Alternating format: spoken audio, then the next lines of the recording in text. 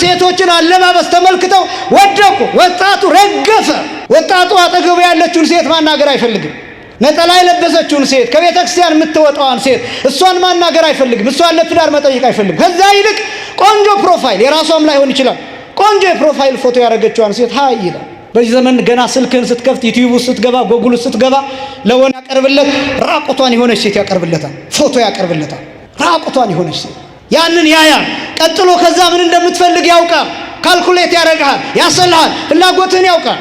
የቲክቶክ አልጎሪዝም የቲክቶክ ፕላትፎርም እኮ ጨርሳችሁ የምታዩትን ቪዲዮ ያውቀዋል። ተመሳሳይ ቪዲዮ ያቀርብላችኋል። የተመሰጥክበትን ያውቃል፣ የወደክበትን ያውቃል።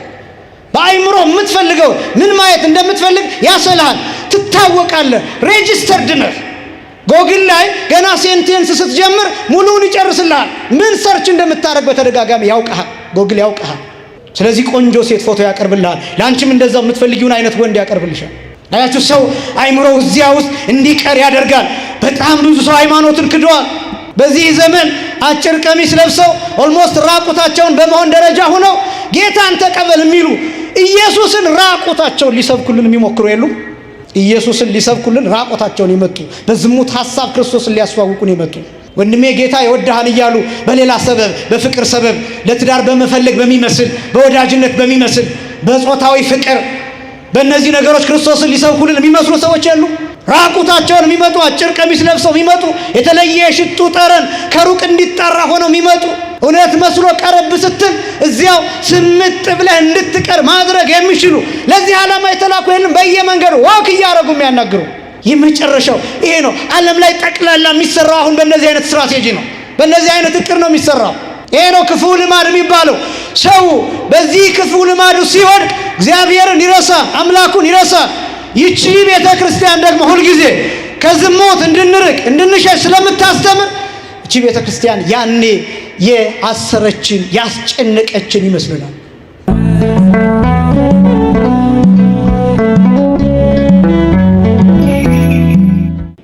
ለተወሰኑ ደቂቃዎች የምንማማርበት የትምህርት ርዕሰ ጉዳይ በዚሁ በደብሩ የስብከተ ወንጌል ክፍል በተመረጠው ሐሳብ መሰረት ይሆናል። ርዕሰ ጉዳዩ ከሱሰኝነትና ከክፉ ልማድ የመዳን ትምህርት ይላል። እኛ እንዳንረሳው ሐሳቡን ሱሰኝነትና ክፉ ልማድ ብለን እነዚህን ሁለቱን ቃላት እንመለከትና ትርጉማቸውን ከዚያ ደግሞ መፍትሄያቸው ምንድነው? ከሱሰኝነት መውጣት ከክፉ ልማድ ለመውጣት ማድረግ ያለብን ምንድነው የሚሉ እነዚህን ሶስት ክፍሎችን እንመለከታለን። አንደኛ ሱሰኝነት ምንድነው? ሁለተኛ ክፉ ልማድ ምንድነው? ሶስተኛ ከሱሰኝነትና ከክፉ ልማድ እንዴትና በምን መውጣት ይቻላል የሚሉ ርዕሰ ጉዳዮችን እንመለከታለን። ሁልጊዜ እንደምለው አደንቃለሁ። እዚህ ቦታ ለየት የሚለው ይሄ እመቤታችን የቅድስት ድንግል ማርያም ጾመ ማርያም ብለን የምንጠራው ክብሯ የሚገለጥበት ልዕልናዋ የሚነገርበት የቅድስት ኦርቶዶክሳዊት ልዕልና እና ከፍታ የሚታይበት ወቅት ነው። ሁላችንም እመቤታችንን ስለምንወዳት ሁላችንም ሰባክያን በየቀኑ የእመቤታችን የቅድስት ድንግል ማርያምን ክብር ብቻ እየተናገርን ተደጋጋሚ እንዳይሆን አንደኛ፣ ሁለተኛ ወቅቱ ጾም ስለሆነ ሁላችንም ስለ ጾም እየተናገርን እሱም ደግሞ ተደጋጋሚ እንዳይሆን፣ ሶስተኛ የሱባኤ ወቅት ስለሆነ ሁላችንም ስለ ሱባኤው እየተናገርን ተደጋጋሚ እንዳይሆን፣ ልዩ ልዩ እውቀት ልዩ ልዩ ጥበብ እንድንይዝ ከማሰብ አንጻር ርዕስ እንዳይደጋገምና ያው ሰዎች ነንና ምንም የእግዚአብሔር ቃል ቢሆንም ምንም ወንጌል ቢሆንም መደጋገም ስለሌለበት እውቀቱም ሰፊ ጥበቡም ጥልቅ ስለሆነ በተለያዩ ርዕሰ ጉዳዮች የተለያዩ ጭብጦችንና መልእክቶችን እንድናገኝ በስብከተ ወንጌሉ ክፍል በኩል በሚደረገው ሁልጊዜም እዚህ ቦታ ከሌሎቹ ቦታዎች ለየት ያለ ነው። እዚህ ላመሰግን እወዳለሁ። እንዲሁም ደግሞ የእናንተም ሳትሰለቹ እነዚህን ዕለታት ከዚህ በፊትም በተደጋጋሚ መጥቼ ስላገለገልኩኝ ሱባኤ ይዛችሁ ሰዓታት ቆማችሁ እዛ ትርጓሜ ሰምታችሁ ከዚያ ያስቀድሳችሁ እንደገና ደግሞ ሳትሰለቹ ይህን ማድረግ ያልቻላችሁ ደግሞ ስራ ውላችሁ አሁንም ሳይደክማችሁ መጣችሁ በዚህ ቦታ በጉባኤ ስለተቀመጣችሁ እጅግ ደስ ያሰኛልና እግዚአብሔር ለሁላችሁም ጸጋና በረከት ያድላችሁ። ይሄ ርዕሰ ጉዳይ ደግሞ ለየት የሚያደርገው ከሱሰኝነትና ከክፉ ልማድ መራቅ ለየት የሚያደርገው ይህ ወቅት አሁን ያለንበት ጾም፣ የጸሎት ጊዜና የሱባኤ ጊዜ ራሳችንን የምናደምጥበት ዓለምን በአይምሮ ብቻ የምንቃኝበትና የምንፈትሽበት ወቅት በመሆኑ ነው። እኔ እንዲህ አይነት ወቅቶች ሲመጡ በግሌ የምጨነቃቸው ጭንቀቶች አሉ። ለምንድን ነው ይሄ የሱባኤና የጾም ጊዜ እንደውም ይመናል የኛ ብቻ ይመስለናል። ያው ለራሳችን ብቻ ለመለመን ለመጸለይ ጥያቄያችንን ለማቅረብ በእግዚአብሔር ፊት የምንቆም የምንቀርብ ይመስለናል። እውነቱን ለመናገር ግን በዚህ ዘመን የዓለም ትልቁ ሸክም እኛ ላይ አርፏል። የኦርቶዶክሳውያን ትከሻ ላይ አርፏል። የክርስቲያኖች ትከሻ ላይ አርፏል። በተለይ ደግሞ በዚህ ወቅት በእግዚአብሔር ፊት ስንቆም ብቻችንን አይደለም የምንቆመው። በጀርባችን የምናዝለው በጀርባችን የምንሸከመው ብዙ ዕዳ ያለብን ሰዎች ነን። ተመችቶን ተዘልለን ስለ ግላችን ጉዳይ ብቻ ጸልየን የሚነድበት ጊዜ አይደለም። ዓለምን የምናስብበት፣ ሀገራችንን የምናስብበት፣ ማህበረሰቡን አጠቃላይ የምናስብበት፣ ስለ መጪው ዘመን የምንጸልይበትና አጠቃላይ የማይጸልየው ሃይማኖት የሌለው የእሱንም ጭምር ኃላፊነት የተሸከምን። አባቶቻችን አንድ ነገር ይላሉ፣ ሞኝ ባያፍር የሞኝ ዘመድ ያፍር ይላሉ። ሞኝ ባያፍር ማለት አንድ ሞኝ የሆነ ሰው አሁን እዚህ መጥቶ ምናልባት አይምሮ ትንሽ የሚያመው ሰው መጥቶ ራቁቱን በመካከላችን ቢመላለስ እሱ አያፍርም፣ እኛ ግን እናፍራለን። በዓለም ላይ ራቁታቸውን የሚመላለሱ ሰዎች ብዙ ናቸው። የሚጠጡ ሰዎች ብዙ ናቸው። የሚሰክሩ ሰዎች ብዙ ናቸው። የሚጨፍሩ ሰዎች ብዙ ናቸው። ዕለት ዕለት ደም የሚያፈሱ የሚገሉ ሰዎች ብዙ ናቸው። ድሃ የሚገፉ የሚያስለቅሱ ሰዎች በዓለም ላይ ብዙ ናቸው። እና እኔና እናንተ እዚህ ስንሆን የእነሱን ዕዳ ጭምር ተሸክመን እነሱን እንዲምር ጭምር በእግዚአብሔር ፊት እንቆማለን። የክርስትና ኃላፊነት፣ የኦርቶዶክሳዊነት ኃላፊነት፣ የቤተ ክርስቲያን ኃላፊነት ወንጌል ሲገባን ስለ ሌሎች በእግዚአብሔር ፊት እናፍራለን። የሚጨፍሩት ሰዎች ሳያፍሩ እኛ እየዘመርን ስለ እነሱ እናፍራለን። የሚሰክሩት ሰዎች ሳያፍሩ እኛ እየቆረብን ስለ እነሱ እናፍራለን። የሚያመነዝሩት ሰዎች ሳያፍሩ እኔና እናንተ ንስሐ እየገባን ስለ እነሱ እንሸማቀቃለን። በእግዚአብሔር ፊት ርር ብለን ኩምትር ብለን እፍር ብለን ሽምቅቅ ብለን እናለቅሳለን። እና የምናዝነው ስለ ራሳችን ኃጢአት ብቻ አይደለም። ቤተክርስቲያኗም አብዝታ የጸሎት ጊዜ የምታውጀው፣ የሱባኤ ጊዜ የምታውጀው፣ የምስጋና ጊዜ የሚበዛው ስለኛ ብቻ እንዳልሆነ ግልጽ ነው፣ ስለ ዓለም ጭምር። በቅዳሴው ጊዜ እንደምታስታውሱት የሚለመነው ልመና ስለ አዝርዕት፣ ስለ አትክልት፣ ስለ እጽዋት፣ ስለ መሪዎች፣ ስለ ነገስታት፣ ስለ ሊቃነ ጳጳሳቱ፣ ስለ ዲያቆናት፣ ስለ ሁሉም ይጸለያል፣ ስለ ሁሉም ይለመናል። በባህር ስለሚሄዱ፣ በደረቅ ስለሚጓዙ፣ ስለ ነጋዴዎቹ፣ ስለ እነዚህ ሁሉ ይለመናል። ስለ ንዑሰ ክርስቲያን ገና በመምጣት ላይ ስላሉ ስለ እነሱ ይጸለያል። ስለማያምኑ ሰዎችም ጭምር ይለመናል። እና የተከበራችሁ ክርስቲያኖች፣ በተለይ ደግሞ ይሄ ወቅት እጅግ በጣም ከባድ ከመሆኑ የተነሳ በዚህ ጾም በዚህ ሱባኤ ዓለምን አጠቃላይ እናስባለን። እግዚአብሔር ለሁላችንም በረከቱን እንዲያድለን የእርሱ ቅዱስ ፈቃድ ይሆንልን። ሱሰኝነትና ክፉ ልማድ፣ የመጀመሪያው ሱሰኝነት የሚለውን እሱን እንመለከታለን። እንግዲህ ሱስ የሚባለው ሐሳቡ እኛ እንደምናስበው ቀላል አይደለም። በጣም ሰፋ ያለው ትርጉም የያዘ ነው።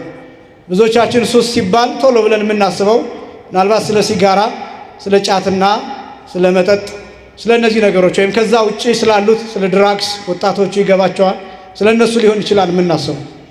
ነገር ግን እኛ አሁን እዚህ ያለው ሰው እዚህ የሚማረው ሰው ከነዚህ ነፃ እንደሚሆን 100% በሚባል ደረጃ እናምናለን። ስለዚህ ሱስ የሚለውን ከጫት ከሲጋራ ከሌሎቹ ከድራግ አንጻር ከነዛ አንጻር ብቻ አይደለም የምናየው።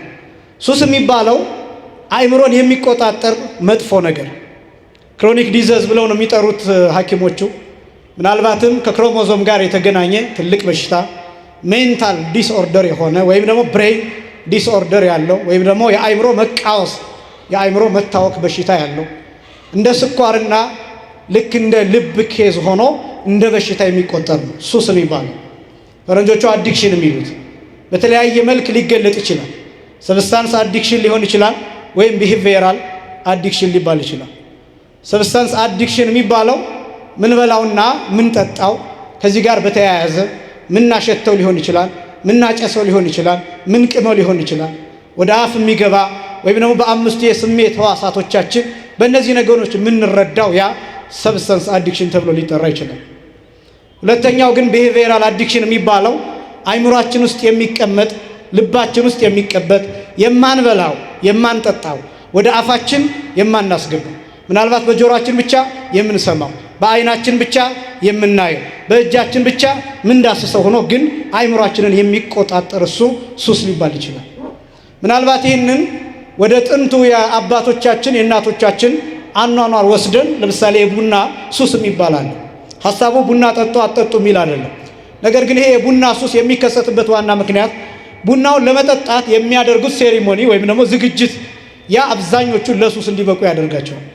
ለምሳሌ ቡናው የሚወቀጥበት፣ ቡናው የሚቀርብበት፣ የሚጎዘጎዝበት፣ ዕጣን የሚጨስበት፣ ብዙ ሰው የሚሰበሰብበት፣ ጥሩ ቁርስ የሚቀርብበት፣ ከዛ ደግሞ ብዙ ወሬ የሚወራበትና ሐሜት የሚታማበት አይነት ሂደቶች ይኖራሉ። እነዚህ አሁን እኛ የናቅናቸው የሚመስለን ነገር ግን አሁን በዘመናዊ መልኩ አሻሽለናቸው እየቀጠልናቸው ያሉ ሱሶች ናቸው። ስለዚህ ገበሬው ያንን ነገር ስለሚለምድ ወይም ደግሞ ሴቷ ያንን ዝግጅት ስለምትለምድ ምናልባት ሰዓቱ ሲደርስ ያዛጋታል። ለምን? አእምሮዋን ተቆጣጥሮታል። ስራ መስራት አትችልም፣ ስራ መስራት አይችልም፣ ማውራት አይችልም፣ ማውራት አትችልም፣ መናገር አይችልም፣ መናገር አትችልም። አይምሯቸው አይሰበሰብም። ኮንሰንትሬሽን ሉዝ ይደረጋል ወይም ትኩረት ይታጣል። ማንበብ አይቻልም፣ መጻፍ አይቻልም በዛ ሰዓት፣ ምክንያቱም አይምሮውን ተቆጣጥሮታል። ለዚህ ነው ክሮኒክ የሚባለው ለዛ። ምክንያቱም ሰውነታችን ውስጥ ሆኖ አእምሮአችንን ስለሚቆጣጠረው በዚህ ምክንያት የተለዩ ነገሮችን ማድረግ አይቻልም። አእምሮውን ይቆጣጠረዋል፣ በሂደት ያዘዋል። በሂደት አንዳንዱ ስሙ እስኪጠፋበት ድረስ፣ አንዳንዱ ሌላ ጠባይ እስከሚያሳይ ድረስ፣ እስከሚቆጣ እስከሚበሳጭ ድረስ፣ ምናልባትም ዱላ እስኪያነሳ ድረስ እና መደበኛ የሆኑ ነገሮችን ማድረግ እስኪያቅተው ድረስ በዚህ ምክንያት አእምሮ በሱስ ይወረሳል።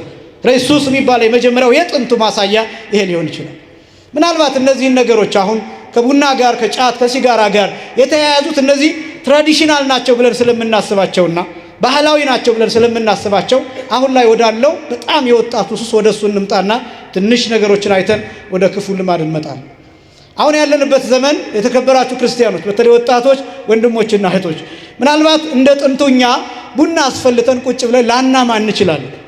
እንደ ጥንቱ ቡና ጭስ ቀርቦልን ረጅም ሰዓት ተጎዝጉዞ ቤት ላንቆይ እንችላለን። ሊኖርም ይችላል ያ ነገር ግን ያ በብዛት ላይታይ ይችላል።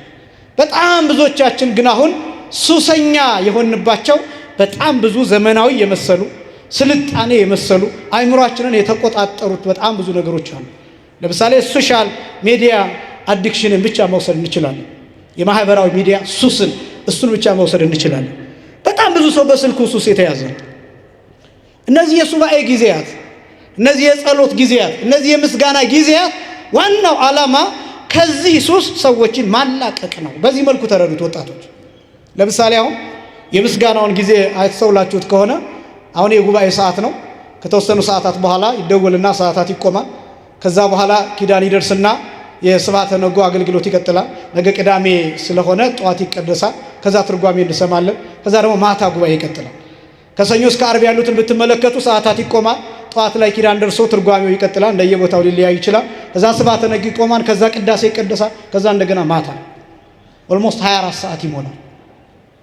አሁን እነዚህ ምስጋናዎች ዓላማቸው ምንድነው ሲባል ሰው ከስልኩ እንዲለይ፣ ከኮምፒውተሩ እንዲለይ፣ ከአይፓዱ እንዲለይ፣ ዓለምን እያየ አእምሮ ከሚቆሽሽበት ኃጢአት እንዲለይ፣ እንዲያርፍ ማድረግ፣ ፋታ እንዲያገኝ። ምክንያቱም ስልካችንን ስንከፍት የምናያቸው ክፉ ዜናዎች አሉ። የምናያቸው የጎርፍ መጥለቅለቅ፣ የምናያቸው በጀልባ የሚሞቱ ወንድሞቻችን፣ የምናየው ዓለም ላይ ጦርነት፣ የምናየው ዓለም ላይ ሞት፣ የምናየው ክፉ ነገር፣ የምንሰማው የደም መፍሰስ ታሪክ። ይህን ከምንሰማበት እናርፋለን። አንደኛ እዚህ ሆነን ከእግዚአብሔር ጋር ስንነጋገር እግዚአብሔር እዛ ስራ ይሰራል። ቦታ እንቀያየራለን ከእግዚአብሔር ጋር። እኛ እዚህ ስንመጣ እግዚአብሔር እዛ ይሄዳል። እናንተ እዚህ ስትመጡ እግዚአብሔር ቤታችሁ ውስጥ ይገባል። እናንተ እዚህ ስትመጡ እግዚአብሔር የቤተሰባችሁን ስራ ይሰራል፣ የትዳራችሁን ስራ ይሰራል፣ የህይወታችሁን ስራ ይሰራል፣ የወጣትነታችሁን ስራ ይሰራል። እኔና እናንተ የዚህ መምጣት ዋና ዓላማ እግዚአብሔርን ማስለቀቅ ስላችሁ እግዚአብሔር እዚህ አይገኝም ማለት አይደለም። ግን እዚህ ስንመጣ እግዚአብሔር እዛ ስራ እንዲሰራ እየፈቀድንለት ነው፣ ፈቃድ እየሰጠን ነው። ይህን እንድናደርግ እዚህ እንመጣለን። ስለዚህ ዓለም የሚያሳየንን ቆሻሻ ነገር ከአእምሯችን ጥብ አድርገን እንድናስወግድ ቤተክርስቲያን 24 ሰዓት እንድናመሰግን እንድንጸልይ ታደርገናለች። ዋናው ዓላማ ይሄ ነው። ዝም እንድንል፣ ጸጥ እንድንል፣ እንድንረጋጋ፣ እንድናስተውል። አሁን እነዚህን ጊዜያት ደቂቃዎች አስተውላችኋቸው ከሆነ ጸጥ ብላችሁ ስልካችሁን ሳትነኩ ራሳችሁን ክዳችሁ የምትቆዩባቸው ሰዓታት እነዚህ ሰዓታት ናቸው። ራሳችሁን የምትክዱበት ሰዓት። አሁን ወዳጃችሁ ቢደውል አያገኛችሁም። ምክንያቱም ፍጹም ከሚወዳችሁ ከእግዚአብሔር ጋር ናቸው። በዚህ ሰዓት ብዙ ነገር አምልጣችኋል፣ ከብዙ ነገር ወጥታችኋል። የሆነ የሚሰበርና የሚበጠስ ወጥመድ አለ። ምክንያቱም በእግዚአብሔር ፊት ቆማችኋል። እግዚአብሔር እዛ የተቋጠረውን ይፈታል። ያ እንዲሆን እናንተ እዚህ መገኘት አለባችሁ። ስለዚህ ዝም ትላላችሁ፣ ስለዚህ ጸጥ ትላላችሁ። አያችሁ፣ በእግዚአብሔር ፊት መሆን ይሄ ነው። እነዚህ ነገሮች በራሳቸው ልምምዱ አእምሯችን እንዲያርፍና ልባችን እንዲቀዘቅዝ ወደ እግዚአብሔር እንድንቀርብና ከመላእክት ጋር እንድንሆን የመላእክትን ሕይወት እንድንለማመድ ታደርጋለች ይህች ቤተክርስቲያን። የጾም ሕይወት ዓላማ፣ የኦርቶዶክሳዊነት የመንፈሳዊነት ልምምድ ዋናው ዓላማ የሰማዩን ሕይወት ገንዘብ ማድረግ፣ ያን የዘላለም ሕይወትን ምስጋና እሱን መለማመድ። የጾሙ ዓላማ እሱ። ይቺ ቤተክርስቲያን ልትደንቃችሁ ይገባል። ይቺ ኦርቶዶክሳዊት ቤተክርስቲያን ልታስደንቃችሁ ይገባል። እንዴት አድርጋ ወደ ሰማዩ ከፍ እንደምታደርጋችሁ፣ እንዴት እንደምታለማምዳችሁ፣ እንዴት ከዚያኛው ዓለም ነጥቃ እንደምታወጣችሁ፣ እንዴት ከዚያ ሊውጣችሁ ፈልጎ ከሚዞረው ከአንበሳው አፍ እንዴት እንደምትታደጋችሁ፣ ከዘንዶው አፍ፣ ከአውሬው አፍ፣ ከእባቡ እንዴት አድርጋ እንደምትከልላችሁ፣ ከመርዙ እንዴት እንደምታድናችሁ እቺ ቤተክርስቲያን ልታውቋት ይገባል። እና ከብዙ ነገሮች ቤተክርስቲያን እየመጣችሁ ብዙ ሰዓት እያሳለፋችሁ በመጣችሁ ቁጥር ከለመዳችኋቸው ሱሶች አይምሯችሁን ከተቆጣጠረው ነገር ከነዚያ መውጣት ትችላላችሁ። ማንም ሰው ሱስ የለብኝም ማለት አይችልም። ሐሜት ሱስ ነው፣ ወሬ ሱስ ነው። ለምሳሌ ረጅም ሰዓት የሚያወራችሁ ሰው ኧረ ይበቃህን እያላችሁት የማይበቃው ሰው ገጥሟችሁ አያውቅም? ከዚህ በላይ ሱስ አለ? ሰዓታችሁን የሚበላባችሁ እያዳመጣችሁት መስሏችሁ አላስተኛ የሚላችሁ እንቅልፍ እንዳይይዛችሁ የሚያደርግ የሰው ስም እያነሳ ሁልጊዜ 24 ሰዓት ሰው ማማት ብቻ የሆነ ስራው ከዚህ በላይ ሱስ አለ? ሰዎችን መክሰስ፣ ሰዎችን ማሳደድ፣ እንዲህ አይነት ጠባይ ያለው ሰው አለ። ከዚህ በላይ ሱስ አለ? በየሄደበት ከሰው ጋር የሚጋጭ፣ ካልተጣላ ቀኑ የማይመሽለት፣ ካልተሳደበ ቀኑ የማይመሽለት፣ በሚያልፍበት ቦታ ሁሉ ክፉ ቃል እየተናገረ እየወረወረ አእምሮውን ጨለማ አድርጎ የሚኖር ከዚህ በላይ ሱስ አለ? ይሄ ሰው ሲጋራ ከሚያጨስና ሰው ከሚገድል፣ ሰው ከሚሰድብ፣ ሰው ከሚያስቀይም የትኛው ነው የሚሻለው? ብናነጻጽር ከመጥፎና ከበጣም መጥፎ ብለን ብናወዳደር አንዳንድ ነገሮችን በጣም እንሳሳታለን። እኔ አንድ የሰማሁት አንድ ሰባኪ ሲናገሩ የሰማሁት ሰምታችሁት ይሆናል። አንድ ሲጋራ የሚያጨስ ሰው በሬዲዮ መረጃ ይሰማል እና መረጃ ሲሰማ በሬዲዮ 75% የሚሆነው ሰው በዓለም ላይ ሲጋራ በማጨስ ነው የሚሞተው። 75% የሚሆነው የዓለም ሕዝብ ሲጋራ በማጨስ ነው የሚሞተው የሚል መረጃ ሰማ እና እሱ ሲጋራውን ለኩሶ እያጨሰ እዛ ምን አላሉ? ልክ ነው 75%ቱ ሲጋራ በማጨስ ይሞታል፣ 25%ቱ ሰው ደግሞ በማያገባው እየገባ ይሞታል አላሉ። እንግዲህ ራሱን እንዴት መጠበቅ እንዳለበት ነው የሰው የተናገረው። አሁን በጣም ብዙ በማይመለከቱን ነገሮች፣ በማይመጥኑ ነገሮች፣ ከኛ ጋር በማይሄዱ ነገሮች የምንሞትባቸው፣ እለት እለት የምንፈርስባቸው፣ የምንከራፋባቸው ኃጢአቶች አሉ፣ ሱሶች አሉ። እኛ ቶሎ ብለን የምናስበው ሱስ ሲባል እኔ እኮ ሱስ የለብኝም ይላል አብዛኛው ሰው። እንዲህ ማለት ራሱ ሱስ ነው። ምንም አይነት ሱስ የለብኝም ብሎ መመጻደቅ ሱስ ነው። ፈሪሳዊነት ሱስ ነው። ግብዝነት ሱስ ነው። ውዳሴ ከንቱ ሱስ ነው። ተሪዮ መፈለግ፣ ታይታ መፈለግ ሱስ ነው። እለት እለት የምንጸልየውን ጸሎት ሰዎች እንዲያውቁልን መከራ ማየት ሱስ ነው። አገልግሎታችንን ሰዎች እንዲያደርቁልን የግድ እያስጨነቅን ለመታየት መሞከር ሱስ ነው። ብዙ ሱሶች አሉ፣ ሁላችንንም የሚመለከት በእግዚአብሔር ፊት ባዶ የሚያደርጉ። ይህንን ጌታ ሲናገር በማቴዎስ ወንጌል ምዕራፍ 6 ላይ አማን ብለክሙ ይላል ሀጉሉ ሴቶም፣ እውነት እላችኋለሁ ዋጋቸውን አጡ ይላል። ዋጋ ከማጣት እግዚአብሔር ሁላችንንም ይሰውረን። እውነት እላችኋለሁ ዋጋቸውን አጡ። ለምን? ለሰው ብለው አድርገውታል። ፊታቸውን ይቋጥራሉ፣ እንደ ጾሙ እንዲታወቅላቸው፣ እንደ ጸለዩ እንዲታወቅላቸው በየመንገዱ ይቆማሉ። እውነት እላችኋለሁ ሰዎች ያዩዋቸዋል፣ ያመሰግኗቸዋል። ከዚያስ ዋጋቸው ይወሰድባቸዋል። በጣም ብዙ ዋጋዎቻችን ከንቱ የሚሆኑብን በዚህ ምክንያት ይሄ ሱስ ነው። እና በጣም ብዙ ማናስተውላቸው ነገሮች አሉ። ምንድነው እያልከን ያለሁ ካላችሁኝ፣ ኦርቶዶክሳዊ መጠን ማወቅ አለበት፣ ልክ ማወቅ አለበት። የሚያደርገውን ነገር የግድ ሰው ይወቅልኝ ብሎ አይለፋም። እግዚአብሔር እንዲያውቅለት ብቻ ያደርጋል። ከዚያ የተረፈውን እግዚአብሔር ከገለጠለት መልካም ነው። መማሪያ ከሆነ፣ አርአያ ከሆነ፣ ምሳሌ ከሆነ፣ አብነት ከሆነ እግዚአብሔር ሊገልጠው ይችላል። ያን እኛ እንዲገለጥ እንዲታይ መከራ ብቻ የምናይ ከሆነ ግን እሱ ሱስ ይሆናል። ብዙ ሰዎች ጸሎታቸው በዚህ ምክንያት ከንቱ የሚሆንባቸዋል። ስለዚህ ሱስ የሚባለው በጣም ብዙ ነገሮችን መዳሰስ የሚችል ነው። ወደ ሶሻል ሚዲያው ልመለስ። እኔ አንድ ጎግል አረኩና አንድ ጥናት ተመለከትኩኝ። ለምሳሌ የሶሻል ሚዲያ አዲክትር ናቸው የሚባሉት በ24 ሰዓት ውስጥ 2 ሰዓት ከ27 ደቂቃ ሶሻል ሚዲያ የሚጠቀሙ ሰዎች ናቸው። በደንብ ስሙ።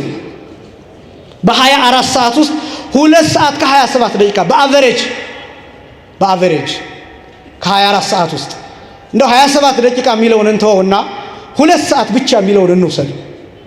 አንድ ሰው ነው የሚለው ጥናቱ 2 ሰዓት ከ27 ደቂቃ በ24 ሰዓት ውስጥ በአማካይ የስልኩ ስክሪን ላይ ሶሻል ሚዲያ ላይ ኢንስታግራም ሊሆን ይችላል፣ ቲክቶክ ሊሆን ይችላል፣ ዩቲዩብ ሊሆን ይችላል፣ ፌስቡክ ሊሆን ይችላል። እነዚህ ላይ የሚያሳልፍ ከሆነ አዲክትድ ነው ወይ ደግሞ የሶሻል ሚዲያ የማህበራዊ ሚዲያ ሱሰኛ። ይህንን በወር አስሉት። 2 ሰዓት ብቻ የሚለውን እንውሰድና አንድ ሰው በ30 ቀን ውስጥ በአንድ ወር ውስጥ ማለት ነው በአንድ ቀን 2 ሰዓት ስለሚጠቀም በ30 ቀን ስንት ሰዓት ይጠቀማል ማለት ነው? 60 ሰዓት ይጠቀማል። ይህንን ደግሞ ወደ ቀን ቀይሩት። 60 ሰዓትን ለ24 አካፍሉት። 2 ቀን ከግማሽ ነው። 2 ቀን ከግማሽ በአንድ ወር ውስጥ ምን ማለት ነው? አንድ ሰው በአንድ ወር ውስጥ በአማካይ 2 ሰዓት ብቻ እየተጠቀመ ነው ብለን ብንወስድ ከ30 ቀን ውስጥ 2 ቀን ከ12 ሰዓት ወይም 2 ቀን ከግማሽ የሚሆነው የሚያጠፋው ቲክቶክ ላይ ነው ወይ ኢንስታግራም ላይ ነው ወይ ፌስቡክ ላይ። ይህንን ደግሞ በአመት አስሉት። በአመት ስታሰሉት ከ12ቱ ወር ውስጥ አንዱ ወር ሶሻል ሚዲያ ላይ የሚጠፋ ነው። ከ12ቱ ወር ውስጥ ስንት ወሩ አልኳችሁ? አንድ ወር 2 ከግማሽ ያልኳችሁን እሱን በ12 አባዙትና ታገኙታላችሁ። ከ12 ያ ማለት ከአንድ አመት። ይሄ ማለትን ማለት ነው አንድ ሰው 1 አመት ቢኖር ሶሻል ሚዲያ ላይ 1 ወሩን ስላባከነ የኖረው 11 ወር ብቻ። ይህንን ደግሞ ወደ አመት ቀይሩት። በ12 አመት ውስጥ አንድ ሰው አንዱን አመት ሶሻል ሚዲያ ላይ ያባክነዋል። አንዱን አመት። ይሄ ማለት 12 አመት ሙሉ ማህበራዊ ሚዲያ የተጠቀመ ሰው ከ12ቱ አመት ውስጥ አንዱን አመት ያባከነው ፌስቡክ ላይ ነው፣ ቲክቶክ ላይ ነው፣ ዩቲዩብ ላይ ነው፣ ኢንስታግራም ላይ ነው። ስክሮል እያረገ ምንም ሌላ ስራ ሳይሰራበት፣ አይኑ መጥፎ ነገር እያየበት፣ ጆሮው መጥፎ ነገር እየሰማበት፣ አካሉን እያጎደለ፣ አካሉን እያከሳ፣ ሰውነቱን እያደቀቀ፣ እነዚህን ነገሮች እያጣ 1 አመት በማህበራዊ ሚዲያ ብቻ ያባክናል። ከዚህ በላይ ከባድ ሱስ አለ? እነዚህ ደግሞ 4 ነገሮችን ያመጣል ይላል ጥናቱ። የመጀመሪያው ሜንታል ሄልዝ አደጋ ላይ እንዲሆን ያደርጋል። ሁለተኛው ፊዚካል ሄልዝ ወይም የአካል ጤንነት አደጋ ላይ እንዲሆን ያደርጋል። ሶስተኛ ሶሻል ሄልዝ ወይም ሶሻል ኢንተራክሽን እንዳይኖር ያደርጋል። አራተኛ የስራ መሟላት እንዳይኖር ያደርጋል። እነዚህ 4 ችግሮችን ያመጣል። የመጀመሪያው ሜንታል ሄልዝ የሚባለው አእምሮአዊ ጤንነትን ይጎዳል። አእምሮአዊ ጤንነት የሚባለው እስከ እብደት ድረስ ሊያደርስ ይችላል። ለምሳሌ ብዙ ወጣት አሁን ራሱን ያጠፋል፣ ወይም ደግሞ ራሱን ባያጠፋ እንኳን ራሱን የማጥፋት ሐሳብ አለው። ወይም ደግሞ ብዙ ወጣት ራሱን ሊያጠፋ እየተጠበቀ ይኖራል። ወይም ደግሞ ብዙ ወጣት ራሱን ማጥፋት ባያስብ እንኳን ራሱን ከማህበረሰቡ አግሎ ይኖራል። በጣም ብዙ ነገሮችን ትመለከቱ የለም። ከ10ኛ ፎቅ ከ12ኛ ፎቅ ራሳቸውን የሚወረውሩ ወጣቶች፣ ገመድ አንገታቸው ላይ አንጠልጥለው ራሳቸውን ሲጥ የሚያደርጉ ወጣቶች፣ መኪና ውስጥ የሚገቡ ወጣቶች፣ አደጉ በሚባሉ ሀገራት ራሳቸውን ባቡር ውስጥ ነው የሚወረውሩት። ይሄን ታውቃላችሁ? እንዳይተርፉ፣ ሰው እንዳያገኛቸው፣ አካላቸው እንዳይገኝ ባቡር ውስጥ ራሳቸውን ከተው ይፈጠፈጣሉ። እንደ ሽንኩርትና እንደ ጎመን ይከታትፋቸዋል። ይሄ አስተሳሰብ ከምን የመጣ ይመስላችኋል? ሜንታል ሄልዝ እንዲጎዳ ተደርጓል። አእምሮአዊ ጤንነት እንዳይኖር ተደርጓል። ዲስኦርደር እንዲመጣ ተደርጓል። ስለዚህ ኢየሱስ ወደዚህ አምጥቶታል። ሰውን ግላዊ እንዲሆን ያደርገዋል። ግላዊ ሲሆን፣ ብቸኛ ሲሆን ሰይጣን ይጫወትበታል፣ ክፉ ሐሳብ ያስባል። ስለዚህ የመጀመሪያው ሜንታል ሄልዝ እንዲመጣ፣ ሜንታል ሄልዝ እንዲታወክ፣ የአእምሮ ጤንነት እንዲታወክ ያደርጋል። ሁለተኛው ፊዚካል ሄልዝ፣ ይሄ እንዲጎዳ ያደርጋል። የአካል ጤንነት። ይሄ የአካል ጤንነት እንዴት ይገለጣል ቢባል፣ ለምሳሌ በጣም ብዙ ሰዓት የስልኮቻችን ስክሪን ላይ ባሳለፍን ቁጥር የአይናችን እይታ ይቀንሳል። ስለዚህ አይናችን ይጎዳል። በጣም ብዙ ሰው አሁን የአይን ካንሰር ተጠቂ እየሆነ ነው። ይሄ የሆነበት ምክንያት ደግሞ ረጅም ሰዓት በስልኮቻችን ስክሪን እናሳልፋለን። በጨለማ ሰዓት የስልኮቻችን ስክሪን እናያለን። ጨረሩ ይጎዳል። ካንሰር ወይም ካርሲኖጂኒክ፣ ካንሰርን ማምጣት የሚችል ምክንያት ያለው ጨረሩ በራሱ። ስልኮቻችንን በዙሪያችን እናረጋቸዋለን። ስንተኛ በጭንቅላታችን እንደ ትራስ እናስቀምጠዋለን። ከስልኩ የሚለቀቀው ጨረር አእምሯችንን በካንሰር እንዲያዝ አሊያም በሌላ ነገር እንዲጠቃ ያደርገዋል። ይሄ ብቻም አይደለም። ወደፊት አሁን በዚህ ሲቀጥል ይሄ ሰርቫይቫል ኦፍ ዘ ፊተስት የሚባል ታውቃላችሁ ወጣቶቹ። በጣም ብዙ ሰው ጣቶቹ ወደፊት ቀጫጭን እየሆኑ ስልክ ለመንካት እንዲመች ለዛ እንደዛ እየሆነ ነው የሚወለደው ወደፊት። ይሄ ብቻም አይደለም፣ ያጎብጣል። ጎባጣ ሆኖ እንዲወለድ ያደርጋል ወደፊት። ሰውነት ቅጥን ያለ ላፕቶፕ፣ አይፓድ፣ ስልክ ለመነካካት ብቻ የሚመች ሰውነት፣ ነገር ግን ያልተስተካከለ ፊትነስ የሌለው እንዲህ የጎበጠ የቀጠነ ትውልድ እንዲመጣ ያደርጋል ወደፊት። ስለዚህ ፊዚካል ሄልዝን አፌክት ያደርጋል። ሶስተኛ ሶሻል ሄልዝን አፌክት ያደርጋል፣ ማህበረሰባዊ ጤንነት። ይሄ ዝም ብሎ ቀላል ነገር እንዳይመስላችሁ ይመናል። ይሄ አሁን ማህበረሰባዊ ህይወት ኢትዮጵያ ውስጥ ያለውና የነበረው አብሮ መብላት፣ አብሮ መጠጣት። ለምሳሌ እኔ ቤተክርስቲያን ከምትደንቀኝ አንዱ እንዲህ አሁን ተፋፍጋችሁ እንድትቀመጡ ታደርጋቸዋለች። ይሄ ዝም ብሎ ቀላል ነገር እንዳይመስላችሁ። ሰው ለሰው ይላሉ አባቶቻችን መድኃኒቱ ነው ይላሉ። አሁን አጠገባችሁ ያለው ሰው ምን አይነት ሰው እንደሆነ አታውቁ። ቅዱስ ይሆናል፣ የዛ ሰው በረከት ያድርባቸዋል። ማታዩት ሲጸልይ ያደረ ከእግዚአብሔር ጋር የተለየ ግንኙነት ያለው ሰው ሊሆን ይችላል። እና እዚህ በመምጣታችሁ የምታገኙት ሰው አታውቁም። በየመንገዱ ስትሄዱ እንደምታገኙት አይነት ሰው አይደለም። እዚህ የምታገኙት ሲጸልይ ያደረ የበቃ በወገቡ ጠፍር የታጠቀ ሰው ሊሆን ይችላል። ሰንሰለት የታጠቀ ሰው ሊሆን ይችላል። የበቃ ሰው ሊሆን ይችላል። ሱፍ የለበሰ እኛ የምናውቀው የከተማ ልብስ የለበሰ የሚመስለን በውስጡ ግን ማቅ የለበሰ ሰው ከእግዚአብሔር ጋር የሚገናኝ ሰው ሊሆን ይችላል። ምን አይነት ሰው እንደሆነ አታውቁም። እና ይሄ ህብረት፣ ይሄ አንድነት የተለየ ነው። ቅዱስ አንድነት ነው። ንጹህ አንድነት ነው። እግዚአብሔር የሚገኝበት አንድነት ነው። መንፈስ ቅዱስ የሚገለጥበት አንድነት ነው። መላእክት የሚጠብቁት አንድነት። ይሄ አንድነት ልዩ ነው። ይሄ ዓለም የጣለው አንድነት ነው። ይሄ ዓለም የጣለው አንድነት፣ ሰው ሁሉ ግላዊ የሆነበት፣ ብቻውን የሆነበት፣ ያለሱ ፈቃድ በር ማንኳኳት የማትችሉበት። በጣም ብዙ አደጉ በሚባሉ ሀገራት ሰዎች ሙተው አስከሬናቸው እስከ 2 ዓመት ድረስ ላይገኝ ይችላል። ሞታቸው ላይታወቅ ይችላል። ምክንያቱም ያለ ሰውየው ፈቃድ በር ማንኳኳት አይቻልም። ስለዚህ ሰውየው ሙቶ ሊሆን ይችላል። ስልክ ሊደወል ይችላል፣ አያነሳም። ወይ ስልኩም ማይሰራ ሊሆን ይችላል። አይ ተኝቶ ሊሆን ይችላል። ብቻውን መሆን ስለሚወድ ተብሎ ዝም ሊባል ይችላል። አስከሬኑ ግን ሸቷል። ያ ወደ ኢትዮጵያ እየመጣ ነው። ያ ወደ ሀገራችን እየመጣ ነው። ለምሳሌ በጥንቱ ስርዓት እንደምን አደርክ፣ እንደምን ዋልክ፣ እንዴት ነህ፣ እንዴት ሰነበትክ ይባባላል የገጠሩ ሰው። እንኳን ሰዎቹን ይቅርና ከብቶቹ ደህና ናቸው ወይ ብሎ ይጠይቃል የገጠሩ ሰው። አሁን ይሄን እናንተ ልስቁበት ትችላላችሁ። ያለ መሰልጠን ኋላ ቀርነት ሊመስላችሁ ይችላል። ግን ማህበራዊ ኢንተራክሽን የሚባለው እንዴት እየቀጠለ እንደነበር የምታዩበት ነው። ማያውቀውን ሰው ወደ ገበያ እየሄደ እንዴት አደርክ፣ ከየት እየመጣህ ነው፣ ምን ይዘህ ነው፣ ገበያው እንዴት ነው ብሎ ይጠይቀዋል። ምን እያደረገ ነው? ከዛ ሰውዬ ጋራ ፈጣሪ የሰጠውን የአንድነት የፍቅር መግለጫ እየሰጠ ነው። ስለዚህ የገጠሩ ሰው እንዳሁኑ ፖስታ የለም፣ እንዳሁኑ ቲክቶክ የለም፣ እንዳሁኑ ዩቲዩብ የለም። የገጠሩ ሰው ግን በራሱ ኢንፎርሜሽን ይደራረሳል፣ መረጃ ይደራረሳል፣ አይቸገርም። ያን ንቀነዋል። ስለዚህ አሁን ከማናቃቸው ሰዎች ጋር የምናወራው ከአየር ጋኔን ጋራ ነው የምናወራው። ወጣቱ አጠገቡ ያለችውን ሴት ማናገር አይፈልግም። ነጠላ የለበሰችውን ሴት፣ ከቤተ ክርስቲያን የምትወጣዋን ሴት እሷን ማናገር አይፈልግም። እሷን ለትዳር መጠየቅ አይፈልግም። ከዛ ይልቅ ቆንጆ ፕሮፋይል የራሷም ላይሆን ይችላል፣ ቆንጆ የፕሮፋይል ፎቶ ያደረገችዋን ሴት ሃይ ይላል። ቤቱን ዘግቶ እዚህ ያለችዋ ሴት ባል አታለች፣ እዚህ ያለው ወንድ ሚስት አጥቷል። እሷ የምታናግረው ሩቅ ያለውን ሰው አያችሁ። ከአየር ሰይጣን ጋር ከአየር መንፈስ ጋር አያችሁ እንዴት እየተፈታን እንዴት እየወጣን እንዴት እየለቀቅን እንደሆነ። አሁን ደግሞ ኤአይ የሚባል ነገር መጥቷል አይደለም? አሁን እስካሁን ድረስ የነበረው ምን እንደሆነ ታውቃላችሁ? ቢያንስ እስካሁን የነበረው በትክክል ኤግዚስት ያደረገ ሰው ነበር ምናልባት ወጣቱ ሊወድ የሚችል።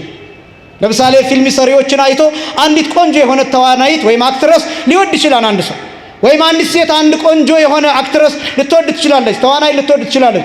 ከዚህ በኋላ ግን ሰውን አይደለም የሚወደው፣ ኤአይ በኤአይ ክሬት የተደረገች አንዲትን ሴት ሊወድ ይችላል። የለችም እኮ ምድር ላይ የለችም ጭራሽ። ቢያንስ ያችን ተዋናይት የወደድካትን ተዋናይት እኔ እሱን እያበረታታሁ አይደለም፣ ግን ስታገኛት ፈርሚልኝ ልትላት ትችላለህ። ቢያንስ እወድሻለሁ ልትላት ትችላለህ። ቢያንስ ኤአይዋን የት አግኝተህ ልትነግራት? ወዴት እየሄድ እንደሆነ ተመልከቱት።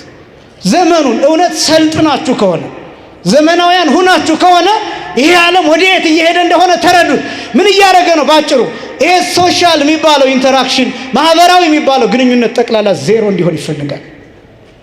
ለዚህ ነው በተለያየ ነገር ለምሳሌ ኢትዮጵያ ውስጥ ያየናቸው የብሔር ጦርነቶች ምናምን አይተናል፣ አስተናግደናል። ሰሞኑን ደግሞ የጾታ ጦርነት እየተመለከታችሁት ነው። ይቀጥላል። የሃይማኖት ጦርነት ይቀጥላል። ሟርት አይደለም። ሰዎች ምን እየሰሩ ይመስላችኋል? ኦርቶዶክስ ቤተክርስቲያን ሁልጊዜ የሚከሷት ምን እያደረጉ ይመስላችኋል? ጥላቻ መፍጠር ነው። ዓላማቸው ምን እንደሆነ ታውቃላችሁ? በሆነ ትውልድ መካከል የኢትዮጵያ ኦርቶዶክስ ተዋሕዶ ቤተክርስቲያን እንድትጠላ በቂ የሆነ ቂም በሰዎች ልቡና ውስጥ ማስቀመጥ ነው። ያ በቂ የሆነ ቂም በቂ ሲሆን ጽዋው ሲሞላ ምን ነው የሚሆነው? ቤተክርስቲያን ወደ ማጥፋት እርምጃ ይኬዳል። እግዚአብሔር ይጠብቀን እንጂ ዓላማው እሱ ነው። ጸናጽሉ እንዳይመስላችሁ የፈለጉት፣ መቋሚያውን እንዳይመስላችሁ የሚፈልጉት፣ ከበሮ እንዳይመስላችሁ የሚፈልጉት ማስጠላት ነው። ካህን እንዲጠላ፣ ቤተክርስቲያኗ እንድትጠላ፣ ኦርቶዶክሳዊነት እንዲጠላ፣ የኦርቶዶክሳዊነት ሐሳብ መንፈሳዊ ፍልስፍና በዓለም ላይ እንዳይቀጥል። ለምን? ኦርቶዶክሳዊነት መከባበርን ነው የሚሰብከው፣ አንድነትን ነው የምትሰብከው፣ ህብረትን ነው የምትሰብከው። ይሄ እንዲበጠስ ይፈልጋል። ሰልጥነናን ካላችሁት ይህንን እዩት። ስለዚህ ሱሱ ምንን ያመጣል? መጨረሻ ላይ ይሄ ሶሻል አይሶሌሽን የሚባለው ከማህበረሰብ መገለል የሚባለውን እሱን ያመጣል። አራተኛ ስራን ይጎዳል። አሁን ብዙ ሰው እየሰራ ይመስለዋል፣ ግን አይሰራም። አሁን አካውንታንቱን ስታዩት፣ ባንክ ቤት ሄዳችሁ ባንከሩን ስታዩት እንደናንተ ቲክቶክ ስክሮል እያደረገ ነው። ሐኪሙን ስትመለከቱት እያከም አይደለም፣ ቲክቶክ ላይ ቪዲዮ እየሰራ ነው። እኔ የምላችሁ እንደው በቂ ጊዜ ኖሯቸው የሚሰሩትን ምናምን የሚያስተምሩትን እነሱን አይደለም ዲስከሬጅ ማድረግ የፈለኩት እነሱን አይደለም። ግን ሰው ሁሉ እዛ ከሆነ ማን ነው ምንድነው የሚሰራው? እና ተመልከቱት ምን እየሆነ እንደሆነ እየሰራን ይሄ ብቻ እንዳይመስላችሁ። ብዙ ሰው ቲክቶክ ላይ ይገባና የ3 ደቂቃ ስብከት ሲሰማ መጽሐፍ ቅዱስን ሙሉ በቃሉ የያዘው የሚመስለው ሰው ባዶ እየሆንን ወደ ባዶነት እየሄድን ራቁታችንን እየሆንን ከእውቀት ንጹህ እየሆንን ጥራዝ ነጠቆች እየሆንን በቃ አንድ የሆነ ስማርት ሰው አንደኛ እንዲህ ነው፣ ሁለተኛ እንዲህ ነው፣ ሶስተኛ እንዲህ ነው፣ አራተኛ እንዲህ ነው ብሎ ይነግረናል። 4 ነጥቦች እንይዛለን፣ ሌላ እውቀት የለም። በቃ አለቀ። ስለዚህ ስራ እየሰራን ይመስለናል፣ እየሰራን ግን አይደለም። ብዙ ሰዎች እንደምትመለከቱት ልጆቻቸውን በአግባቡ መመገብ እስከማይችሉ ድረስ፣ ባል ሚስቱን ማናገር እስከማይችል ድረስ፣ ሚስት ባሏን ማናገር እስከማትችል ድረስ፣ የትዳር ፍቅር እስኪረሳ ድረስ፣ የልጆች አስተዳደግ እስኪረሳ እስኪዘነጋ ድረስ ሁሉም የስልኩ ስክሪን ላይ ነው የሚጫወተው ከማያውቀው ሰው ጋር። ይሄ ሱስ ይባላል። ይሄ ሱስ ቤተክርስቲያኗን ይጎዳል፣ ትውልዱን ይጎዳል። ወደፊት ባዶ ማህበረሰብ ይፈጠራል። እግዚአብሔር በእውነት ከዚህ ይጠብቀን። ባዶ ማህበረሰብ ይፈጠራል። ባዶ ማህበረሰብ። አሁን ዝም ብላችሁ አስተውላችሁት ከሆነ ያው አንድ ትውልድ የሚባለው እድሜው በ30 ዓመት ውስጥ ነው የትውልድ እድሜ የሚባለው። ምናልባት አሁን ከ30 ዓመት በላይ የሆነው የተወሰነ እንጥፍጣፊ ሊኖረን ይችላል። ግን እስኪ ግሮው የምናረጋቸው እስከ 30 ዓመት ድረስ ያለውን ደግሞ ተመልከቱት። ወጣቶች እናንተን ለማሳቀቅ አይደለም፣ እዚህ የምትመጡትን ለማሳቀቅ አይደለም። ግን ደግሞ ተመልከቱት ልዩነቱ። የትምህርት ጥራትን ይዩት። ሀብታም የሚሆንበትን መንገድ ይዩት። ስለ ትምህርት ያለውን አመለካከት ይዩት። ስለ ንባብ ያለውን አመለካከት ይዩት። አረዳድን ተመልከቱት።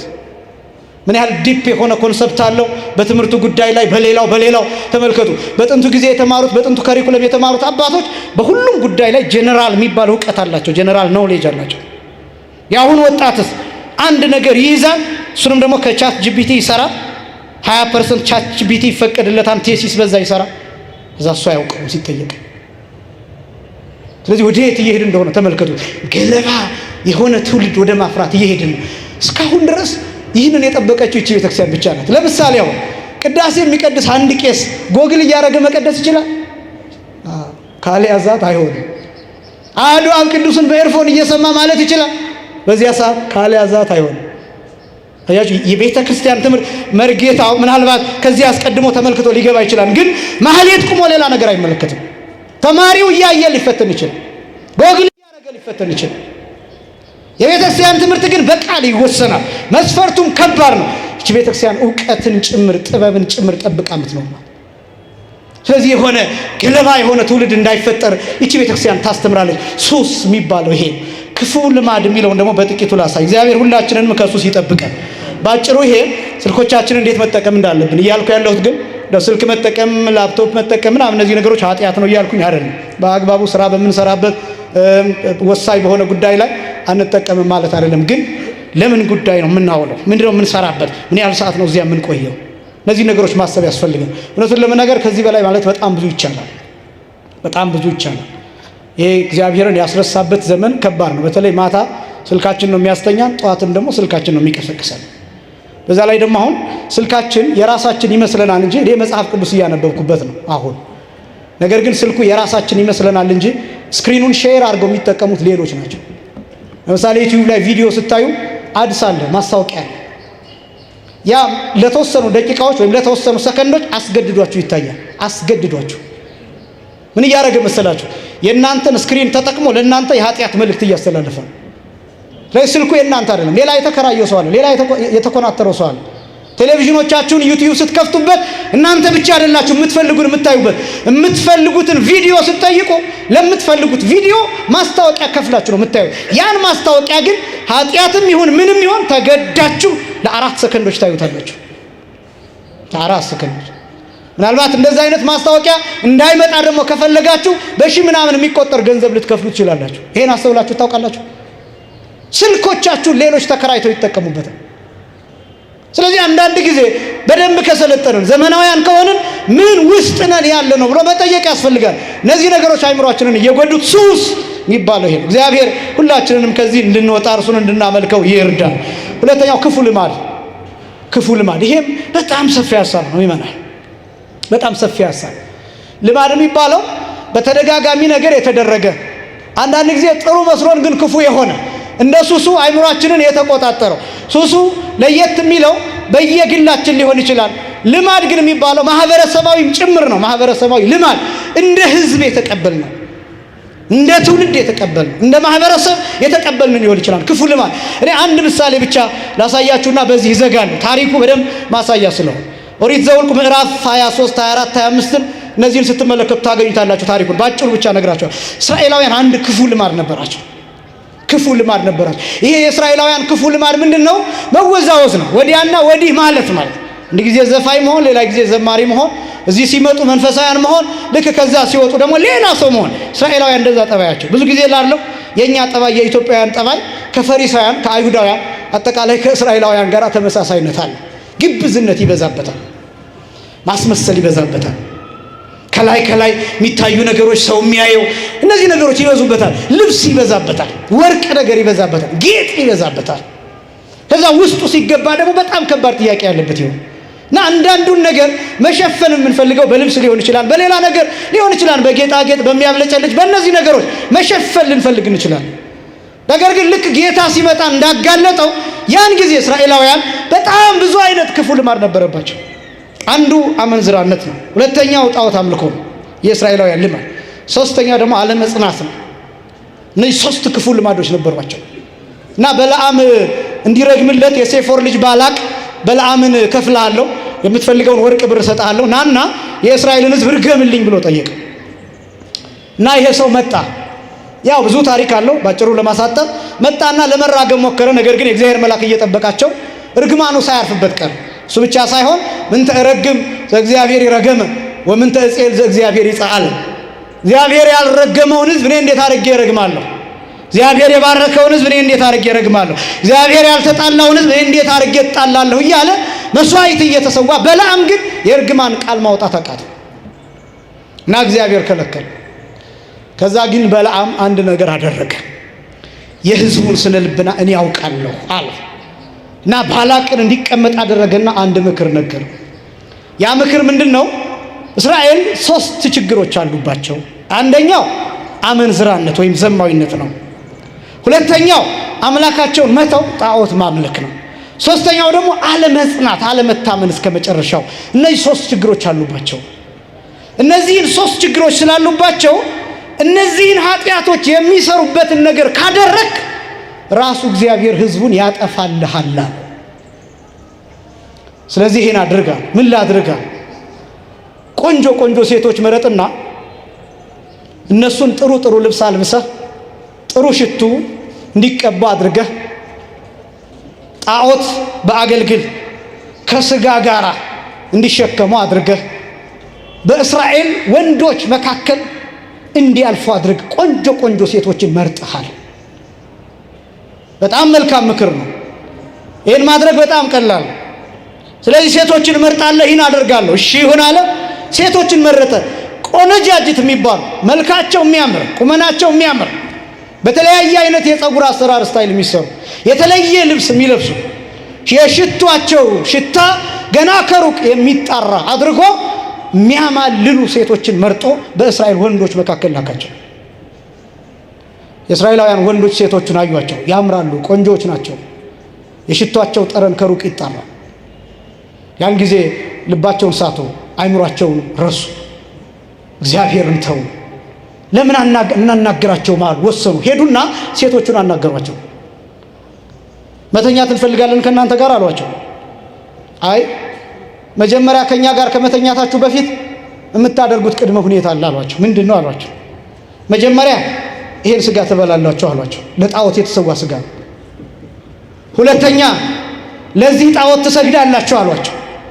ትንንሽ የጣዖት ምስል ያለበት ቁራጭ ሰሌዳ ይዘው ስለነበረ ለዚህ ትሰግዳላችሁ። ከዛ በኋላ ከኛ ጋር የፈለጋችሁትን ትሆናላችሁ አሏቸው። ይሄማ ምን ችግር አለ? ስለዚህ ስጋውን አምጡት እንበላለን። ስጋውን በሉ። ከዚያስ ለጣዖቱ ፍግም ብለው ሰገዱ። ከዚያስ ከሴቶቹ ጋር ተኙ። በአንድ ሌሊት ኦሪት ዘኍልቍ ምዕራፍ 25 ቁጥር 9 ላይ በአንድ ሌሊት 24,000 ሰው አልቆ አደረ። ስንት ሺህ ሰው አልቋቸው? 24,000። 4,000 አይደለም 24,000 ሰው በአንድ ሌሊት ሙቶ አደረ። ሙሴ ጠዋት ተነስቶ ቆጠረ ህዝቡን። 24,000 ሰው ገድሏል። ሁልቁ ማለት ቁጥር ማለት ነው። ኦሪት ዘኍልቍ ማለት የቁጥር ህግ ማለት ነው። እስራኤላውያን እየተቆጠሩ የጎደሉበት የመጽሐፍ ቅዱስ ክፍል ነው። ከቁጥር የጎደሉት ደግሞ ለጣዖት በመስገድ ነው፣ በዝሙት ነው፣ በአመንዝራነት ነው፣ ባለመጽናት ነው። የሴቶቹን መልክ አይተው የአሕዛብ ሴቶችን አለባበስ ተመልክተው ወደቁ። ወጣቱ ረገፈ በክፉ ልማድ ምክንያት። በዚህ ዘመን እንደዛ ነው። በዚህ ዘመን ገና ስልክን ስትከፍት ዩቲዩብ ውስጥ ስትገባ ጎግል ውስጥ ስትገባ ለወንዱ የሚያቀርብለት ራቁቷን የሆነች ሴት ያቀርብለታል፣ ፎቶ ያቀርብለታል። ራቁቷን የሆነች ሴት ያንን ያያል። ቀጥሎ ከዛ ምን እንደምትፈልግ ያውቃል። ካልኩሌት ያደርግሃል፣ ያሰልሃል፣ ፍላጎትህን ያውቃል። የቲክቶክ አልጎሪዝም የቲክቶክ ፕላትፎርም እኮ ጨርሳችሁ የምታዩትን ቪዲዮ ያውቀዋል። ተመሳሳይ ቪዲዮ ያቀርብላቸዋል። የተመሰጥክበትን ያውቃል፣ የወደክበትን ያውቃል። በአይምሮ የምትፈልገው ምን ማየት እንደምትፈልግ ያሰልሃል። ትታወቃለህ። ሬጂስተርድ ነህ። ጎግል ላይ ገና ሴንቴንስ ስትጀምር ሙሉውን ይጨርስልሃል። ምን ሰርች እንደምታደርግ በተደጋጋሚ ያውቃል። ጎግል ያውቃል። ስለዚህ ቆንጆ ሴት ፎቶ ያቀርብልሃል። ለአንቺም እንደዛው የምትፈልጊውን አይነት ወንድ ያቀርብልሻል። አያችሁ፣ ሰው አይምሮው እዚያ ውስጥ እንዲቀር ያደርጋል። በጣም ብዙ ሰው ሃይማኖትን ክደዋል። በዚህ ዘመን አጭር ቀሚስ ለብሰው ኦልሞስት ራቁታቸውን በመሆን ደረጃ ሆነው ጌታን ተቀበል የሚሉ ኢየሱስን ራቁታቸውን ሊሰብኩልን የሚሞክሩ የሉም? ኢየሱስን ሊሰብኩልን ራቁታቸውን የመጡ በዝሙት ሐሳብ ክርስቶስን ሊያስተዋውቁን የመጡ ወንድሜ ጌታ ይወድሃል እያሉ በሌላ ሰበብ፣ በፍቅር ሰበብ ለትዳር በመፈለግ በሚመስል በወዳጅነት በሚመስል በጾታዊ ፍቅር በእነዚህ ነገሮች ክርስቶስን ሊሰብኩልን የሚመስሉ ሰዎች ያሉ ራቁታቸውን የሚመጡ አጭር ቀሚስ ለብሰው የሚመጡ የተለየ ሽቱ ጠረን ከሩቅ እንዲጣራ ሆነው የሚመጡ እውነት መስሎ ቀረብ ስትል እዚያው ስምጥ ብለህ እንድትቀር ማድረግ የሚችሉ ለዚህ ዓላማ የተላኩ የለም። በየመንገዱ ዋክ እያደረጉ የሚያናግሩ ወንድሜ የምታነበው ብሎ የሚሰጡ እነዚህ ነገሮች አስተውላችኋል? መጀመሪያ ስጋውን መብላት፣ ከዛ ለጣዖቱ መስገድ፣ ከዚያ መተኛት። አያችሁ? የመጨረሻው ይሄ ነው። ዓለም ላይ ጠቅላላ የሚሰራው አሁን በእነዚህ አይነት ስትራቴጂ ነው፣ በእነዚህ አይነት እቅድ ነው የሚሰራው። ይሄ ነው ክፉ ልማድ የሚባለው። ሰው በዚህ ክፉ ልማዱ ሲወድቅ እግዚአብሔርን ይረሳል፣ አምላኩን ይረሳል። ይቺ ቤተ ክርስቲያን ደግሞ ሁልጊዜ ከዝሙት እንድንርቅ እንድንሸሽ ስለምታስተምር ይቺ ቤተ ክርስቲያን ያኔ የአሰረችን ያስጨነቀችን ይመስልናል። ከዛ ነፃነት ፍለጋ እንወጣለን። ይሄ ነው ክፉ ልማድ የሚባለው። ከዚያስ 24,000 ሰው በአንድ ሌሊት ያልቃል። 24,000 ሰው ገድለ አዳም እንደሚናገረው የመጀመሪያው በያሬድ ጊዜ እነዚህ ኔፌልም የሚባሉት ሰዎች የተገኙበት ምክንያት ወይም ደግሞ ራአይት የሚባሉት ረጃጅሞች ሰዎች የተገኙበት ምክንያት በንጽህናቸው የመላእክትን ደረጃ ደርሰው የነበሩ ከመላእክት ማዕረግ ደርሰው የነበሩ የእግዚአብሔር ልጆች ተብለው የተጠሩ እነሱ ወደ ምድር ሲወርዱ ነው። ያሬድ ማለት መውረድ ማለት ነው ትርጉሙ። እና በያሬድ ጊዜ ነው የወረዱት። በያሬድ ጊዜ ምላችሁ በብሉይ ኪዳኑ ነው፣ በዚህኛው ያሬድ አይደለም ምላችሁ። እና ሲወርዱ ምን እንዳዩ ታውቃላችሁ? የቃየል ልጆች ይላል ገድለ አዳም ሲናገር፣ የቃየል ልጆች በደብረ ቅዱስ ትይዩ ሜዳው ላይ በግልጽ ዝሙት ይፈጽሙ ነበር። እነሱ እንዲያዩዋቸው፣ የተራራው ጫፍ ላይ ሆነው እንዲያዩዋቸው ይዘፍኑ ነበር፣ ይደንሱ ነበር። የተለያዩ የሙዚቃ መሳሪያዎችን ተጠቅመው የተለያየ አይነት ትርኢት፣ ድራማ፣ ፊልም ያሳዩቸው ነበር። ለመቶ ዓመት የተራራው ጫፍ ላይ ሆነው የቃየል ልጆች በምድር ላይ ያደርጉት የነበረውን በሜዳ ላይ ያደርጉት የነበረውን ይመለከቱ ነበርና ከዚያ ግን አንድ ቀን እንዲህ አይነት ሐሳብ በአይምሯቸው መጣ። ለምን ወርደን አይተናቸው አንመለስም አሉ። ለምን ወርደን አይተን አንመጣም? ብዙ ሰው እንደዛ እያለ ነው የሚከስረው፣ ወድቆ የሚቀረው። በጣም ብዙዎቻችን እስኪ ይሄኛውን እንየው፣ እስኪ እንሞክረው፣ ዝም ብሎ ለሙከራ ብቻ እስኪ እንደዛ ብሎ ቀልጦ የሚቀር ብዙ ሰው ነው። ማንም ሰው ፈልጎ ሱሰኛ አይሆንም። ማንም ሰው ፈልጎ አጫስ አይሆንም። ማንም ሰው ፈልጎ ሰካራም አይሆንም። ማንም ሰው እንኳን አይደለም መጀመሪያ ይቅርና የሚሰክረው ሰው ወደ መጠጥ ቤት ሲገባ 1-2 ብዬ ነው የምወጣ ብሎ ነው የሚገባው። ገብቶ 18ቱን 20ውን ጠጥቶ ይወጣል። ራሱን ረስቶ ይወጣል። በጣም ብዙ ነገሮች የምናያቸው በልማድ አይምሯችን ውስጥ ኖርማል ይሆኑና እኛን ወደ አዘቅት ይጨምሩናል። በዚህ ምክንያት ብዙ ሰው ወድቋል። ከዛ በጣም የሚያሳዝነው ለአባታቸው ለያሬድ ሲያማክሩት አለቀሰ ይላል። ልጆቼ መውጣት እንደ መውረድ ቀላል አይደለም። ከወረዳችሁ በኋላ መውጣት አትችሉም አላቸው። ወረዱ፣ አዩአቸው። የቃየል ልጆች ያምራሉ፣ ሴቶቹ ቆንጆዎች ናቸው፣ አለባበሳቸው ያምራል፣ ቁመናቸው ያምራል። ለምን አንዳንድ ከነሱ ጋር አንተኛምና ከዛ ተመልሰን ወደ ተራራው ነው አንወጣም አሉ። መረጡ፣ ለየራሳቸው ሴቶችን ወሰዱ፣ ተኙ። ከዚያ በኋላ ግን ወደ ተራራው ጫፍ ለመውጣት አልቻሉም። ተራራው ዙሪያውን በእሳት ተከቧል። መውጣት እንደ መውረድ ቀላል አይደለም። ብዙ የወረድንባቸው ኃጢአቶች አሉ። ብዙ የዘቀጥንባቸው ኃጢአቶች አሉ። መመለስ እስኪያቅተን ድረስ ለንስሐ አባት መናገር እስክናፍር ድረስ ለራሳችን እንኳን ስንነግረው ራሳችንን እስክንጠላ ድረስ አንዳንዶቻችን ለንስሐ አባታችን እንኳን ተናግረን ቀኖናችንን ጨርሰን እግዚአብሔር ይፍታ ተብለን መልሰን ያንን አስበን እንደገና ራሳችንን ይቅር እስከማንል ድረስ የወደቅንባቸው ብዙ ጉድጓዶች አሉ፣ ብዙ ኃጢአቶች አሉ። እሱ ነው ሱስ የሚባለው፣ እሱ ነው ክፉ ልማድ የሚባለው። ፍልሰታ ከዚህ ማምለጫ ነው። ጾመ ፍልሰታ ከዚህ ሱስ ከዚህ ክፉ ልማድ ማምለጫ ነው። ወደ ከፍታ መውጫ ነው። ወደ ተራራው መመለሻ ነው። ወደ ገነት መሄጃ ነው። ወደ መንግሥተ ሰማያት መገስገሻ ነው። ተርዮ አይደለም። ፍልሰታ ተርዮ አይደለም። ፎቶ ተነስተን ለማሳየት አይደለም። እዚህ ቦታ ሱባኤ ይዣለሁ ለማለት አይደለም። ቤት ለመቀየር አይደለም። መኝታ ለመቀየርም አይደለም። ለግሩፕ በግሩፕ በቡድን እየሆንን ማፌዣም አይደለም። ይሄን የምታደርጉ ካላችሁ ማለት ነው መውጫ ነው። ራስን የምታይበት የምታዳምጥበት ዓለምን የምትሰልልበት መንፈሳዊውንና ስጋዊውን የምታነጻጽርበት ከመላእክት ጋር የምታመሰግንበት ወደ ሰማይ ከፍ የምትልበት ራስን የምትቀጣበት ስጋህን ለነፍስ የምታስገዛበት ነው። ወደ ደብረ ቅዱስ መመለሻ ነው ፍልሰታ። እንደዛ ነው የቅዳሴው የሰዓታቱ የማህሌቱ ዓላማ የትርጓሜው ዓላማ እኛን ሰቅዞ መያዝ ነው። ሰቅዞ መያዝ መፈናፈኛ እንዳይኖር ስለ ዓለም እንዳናስብ መውጫ ነው። ከቻልን ጥሬ ብቻ እየበላን ያኛውን ረስተን ስጋችንን እየቀጣን ራሳችንን የምንሰማበት እድል ነው። ፍልሰታ እድል ነው። እድል ነው። መንፈሳዊ እድል ነው። የበረከት እድል ነው። የመመለስ እድል ነው። ራስን የመሆን እድል ነው። ከክፉ ልማድ ማምለጫ ነው። እነዚህ ክፉ ልማዶቻችን ሌላው ቀርቶ በዚህ ቤተክርስቲያን እንኳን የምናደርገው ይሄን የደርሶ መልስ ክፉ ልማድ እሱን የምንተውበት ነው። የምንቆርብበት ስጋውን ደሙን የምንቀበልበት ነው። እሱ ነው ክፉ ልማድ ነው። አለመቁረብ ክፉ ልማድ ነው። አለማስቀደስ ክፉ ልማድ ነው። አለመጸለይ ክፉ ልማድ ነው። ንስሐ አለመግባት ክፉ ልማድ ነው። መጨነቅ ክፉ ልማድ ነው። እነዚህ ነገሮች በሙሉ የምናስወግድበት ነው። ወደ መመለሻችን የምንሄድበት፣ ወደ ተራራችን ወደ ከፍታችን የምንሄድበት ነው። ከእግዚአብሔር ጋር የምንሆንበት እድል ነው። ስለዚህ እነዚህ ነገሮች በምን አይነት ደረጃ እንዳሉ አይምሯችንን የምንፈትሽበት ነው። በጣም ብዙ ክፉ ነገሮች ወደፊት እየተመቻቹ ነው። እነዚህ ነገሮች ይጥሉናል። ወደፊት በጸሎት ካልተቋቋም ነው፣ ይችን ቤተክርስቲያን በመስማት ካልተቋቋም ነው፣ ቅድም እንዳልኳችሁ ኃላፊነቱ እኛ ላይ ስለወደቀ እጅግ በጣም ከባድ ነው።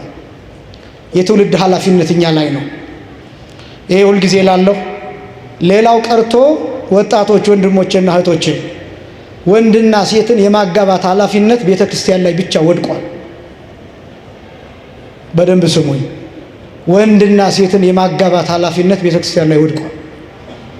የአንድ ቦታ የጀላ አገልግሎት ወደ አውሮፓ አንድ የሚያሳዝን ነገር ነግረውኛል እና ሁልጊዜ አይምሮዬን ይሄን ተናግሬ እጨርሳለሁ። ሳስበው ያስጨንቀኛል። እና ምንድነው ያሉኝ? የወንድ የዘር ፍሬ ባንክ የሚባል አለ። ጸያፍ ሊመስል ይችላል።